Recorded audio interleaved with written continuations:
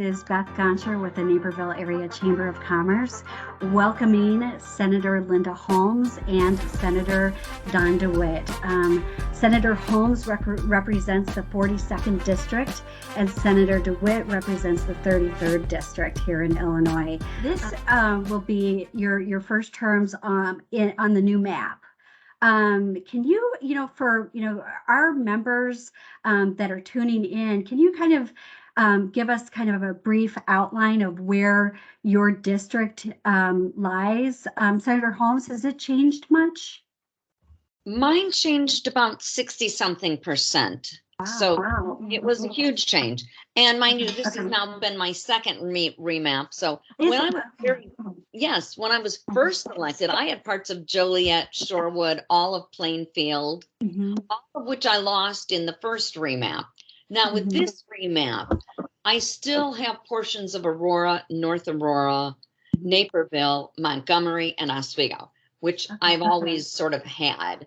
But in addition now, we've taken out a big chunk of Aurora and added in instead parts of Batavia, Geneva, St. Charles, all of which is new. So every time we remap, we seem to be moving me further north.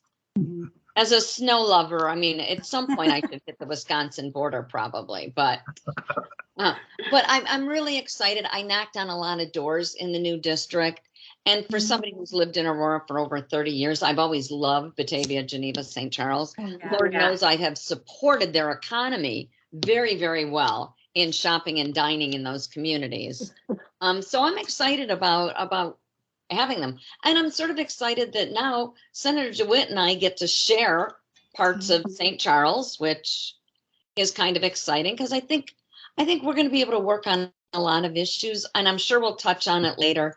But I know if you want to tie in the remap and also with the economy, we're both going to be sitting on the special committee that is dealing with pensions. And I think saw that. Yes. Yeah. So I'm kind of excited to do that with the senator. Now, Senator DeWitte, your district, your new district, as you were saying earlier, before we started recording, you said it went a little bit south, down into what Elburn area? My current district now extends all the way down to Elburn. So, the magic of gerrymandering, that's a double-edged sword. It works both ways. My state representative at the north end of my district, Suzanne Ness, lives in Crystal Lake. And so I'm sure the Democrats wanted to do what they could to try to protect her from a support standpoint. Where McHenry County used to be 35% of my total district, and Kane used to be 65. We have both been moved out of McHenry County, and both of our districts, my district and Representative Ness's districts, now take a much bigger chunk of Kane. So I now have about 85% of my district in Kane County and only about 15% in McHenry. But that did move me further south. I now cover both sides of the river, from South Elgin down through St. Charles and Geneva.